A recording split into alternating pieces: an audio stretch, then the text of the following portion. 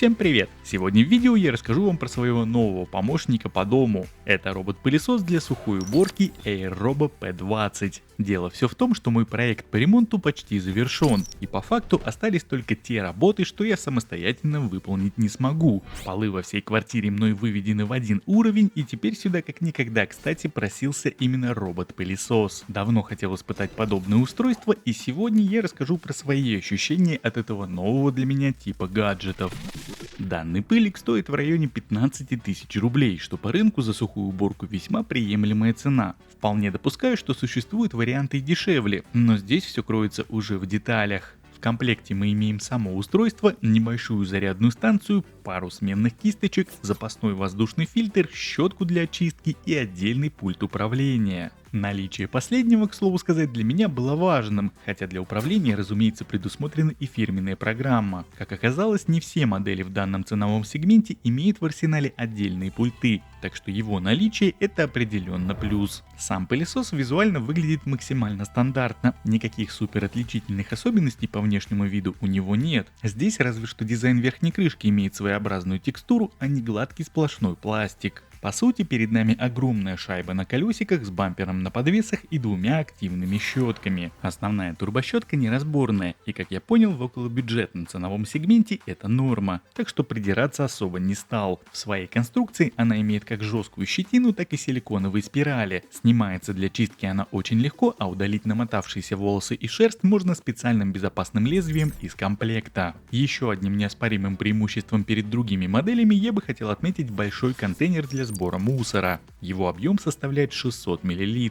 Вынимается и чистится он также довольно легко, но в силу имеющегося объема часто делать это не придется. На пару-тройку стандартных уборок мне такой емкости вполне хватает. По техническим характеристикам P20 имеет следующие параметры. Мощность всасывания составляет 2800 паскалей, что также на порядок выше некоторых конкурентов в данном ценовом сегменте. Однако в процессе изучения вопроса видел, что бывает и больше, так что это не предел. Тем не менее, конкретно в моем сценарии в отсутствии огромного количества ковров, такой мощности для поддержания дома в чистоте мне оказалось более чем достаточно. Аккумуляторный блок здесь установлен на 2600 мАч, что позволяет работать пылесосу в течение 120 минут без подзарядки в зависимости от выбора режима. Конкретно по моим замерам, после нескольких циклов я получил расход аккума в соотношении 1% на 1 минуту уборки. На 3 комнаты, кухню и коридор общей площадью примерно в 70 квадратных метров одного заряда мне хватает.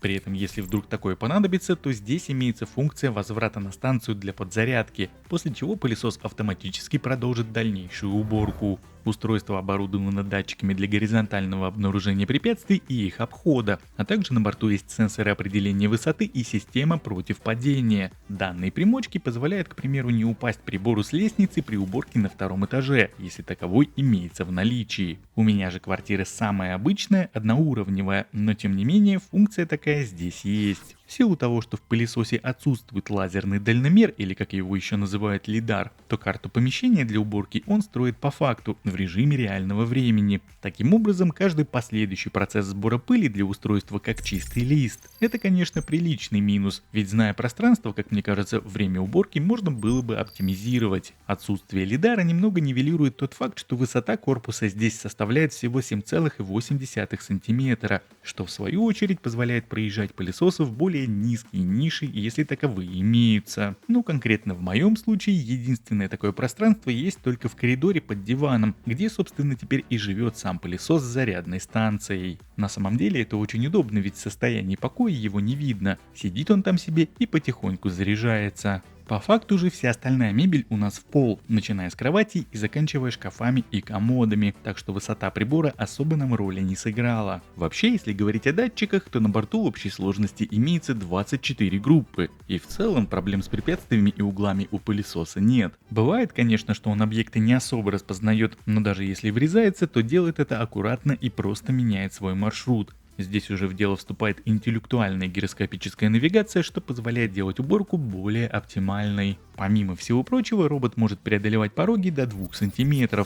У меня таких высот и перепадов в квартире нет, но, к примеру, детскую железную дорогу и, можно сказать, единственный в доме ковер-пылесос без проблем проезжает. Так что уборка даже в таких условиях ему по зубам. Внутри прибора установлен бесщеточный двигатель и заявлено 4 режима всасывания. Хотя по факту в приложении для выбора мощности есть лишь 3 градации – мощный, средний и тихий. Я уже привык пользоваться средним значением, мне его вполне хватает. Пылесос при этом шумит не сильно, но все же это пылесос, так что не стоит надеяться, что слышно его совсем не будет. Так, решил лайвом записать, как шумит данный пылесос, то есть, соответственно, уровень его шума. Взял с собой шумомер. Вот таким вот образом в помещении у меня отображается шум с помощью данного шумомера. Ну и также я при этом при всем решил не вешать на себя никакие петлички, то есть сейчас работает микрофон камеры, я вещаю в камеру и, собственно, можно примерно прикинуть, как на фоне звучит пылесос и как звучит мой голос. То есть, соответственно, вот как-то так вот по громкости примерно можно понять, как здесь отрабатывает вот эта вот вся история. То есть это у меня причем стоит не самый мощный вариант, я сейчас включу на мощный вариант, вот так вот. Это самая высокая мощность данного пылесоса, слышно, как он завелся сильнее. Ну и вот уже вот так вот здесь, собственно, все работает, и вот так вот он шумит на вот эту вот локацию, на это помещение. Ну и раз уж я в предыдущем блоке упомянул о приложении, то давайте пробежимся и по нему. На самом деле, до появления пылесоса я ожидал каких-то заморочек с этим делом, однако по факту все оказалось супер просто. Подключение к смартфону происходит очень быстро. Единственное, что необходимо учесть, это частоту сети Wi-Fi. Для того, чтобы все случилось, подключаться необходимо на 2,4 герцовую сеть. Пятерку пылесос не поддерживает. Для работы с устройством необходимо скачать фирменную программу AirRobot из Google Play Market или App Store. По сути, перед нами софт для управления умным домом и девайсами производителя, со всеми вытекающими. Но в моем доме из умного пока лишь только пылесос, поэтому на главной и единственной странице расположены все элементы взаимодействия только с этим устройством. В самом верху экрана отображается статусная информация о пройденной квадратуре, уровне заряда и времени, проведенном в работе. Ниже можно увидеть импровизированное круглое табло, где отображаются текущие процессы. Ну а далее мы уже видим непосредственно кнопки управления – встать на зарядку или начать уборку. По сути, это и есть две основных клавиши, что дублируются на верхней крышке самого робота. Здесь же справа можно посмотреть онлайн-карту с процессом уборки. Пылесос умеет убираться в 4 режимах, плюс имеется ручное управление посредством джойстика. Лично я после стартовых испытаний всегда выбираю авторежим, но при желании можно запустить пылесос по круговой траектории для локальной уборки, выбрать вариант передвижения змейкой или же по контуру помещения. Ниже под баром с данными режимами как раз таки можно выбрать мощность всасывания из 3 имеющихся вариантов. В разделе с основными настройками можно ознакомиться с инструкцией, включить поиск робота, если вы не можете его найти, задать расписание для уборки с повторами, если это необходимо, а также выбрать язык и отрегулировать громкость оповещений. Пылесос поддерживает несколько языковых пакетов, в том числе там есть и русский. Помимо всего прочего, здесь же в настройках можно узнать о сроке службы расходников и при необходимости их заменить. Вот в принципе и все основные функции, что здесь имеются. К слову сказать, комплектный пульт практически полностью дублирует все кнопки приложения, так что при желании подключать пылесос к сети особой необходимости нет, разве что для удаленного управления или просмотра статусной информации. Еще одной очень удобной фишкой данного пылесоса, я понимаю, что этим, наверное, никого не удивишь в наше время, и, в принципе, наверное, все пылесосы так умеют, но, тем не менее, мне эта фишка понравилась, то есть я, находясь сейчас вне дома, могу удаленно запустить пылесос на уборку, и, собственно, пока я где-то отсутствую, он уберется. Примерно уборка занимает около часа, там плюс-минус, и поэтому, в принципе, пока я доеду до дома, у меня уже будет более-менее там все убрано. Это поддержка чистоты, это никакая не генеральная уборка, естественно, но, тем не менее, все, что мне останется после этого сделать, это, собственно, просто протереть полы, если это, в принципе, необходимо.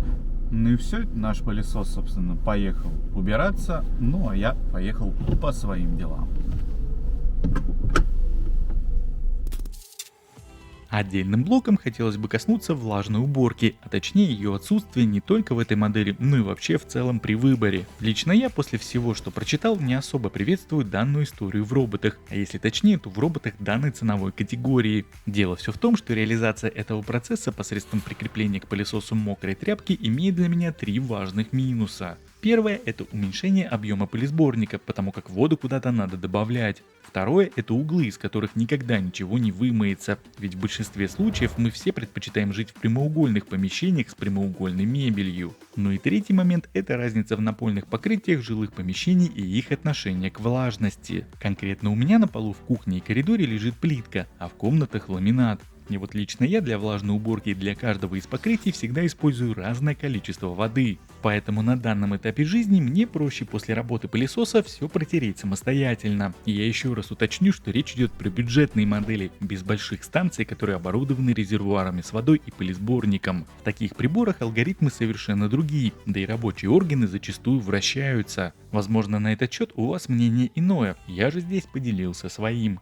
Ну и подводя сегодня некий итог по данной модели, могу сказать, что для первого устройства этот робот очень даже хорош. Задачу поддержания чистоты в наше отсутствие дома он выполняет отлично. Но здесь также надо понимать, что от генеральной уборки такой помощник вас не спасет. Он лишь сможет немного ее отсрочить, сохраняя ваш дом от накопления пыли. Таким образом, в качестве вспомогательного устройства, вдобавок к основному пылесосу, такую штуку приобрести себе можно, но брать его взамен основному лучше не стоит.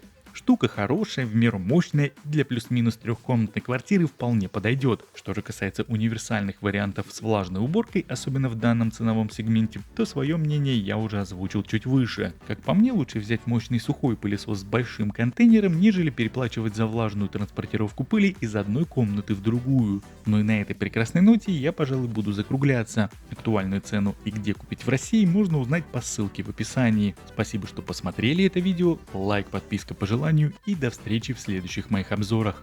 Пока-пока.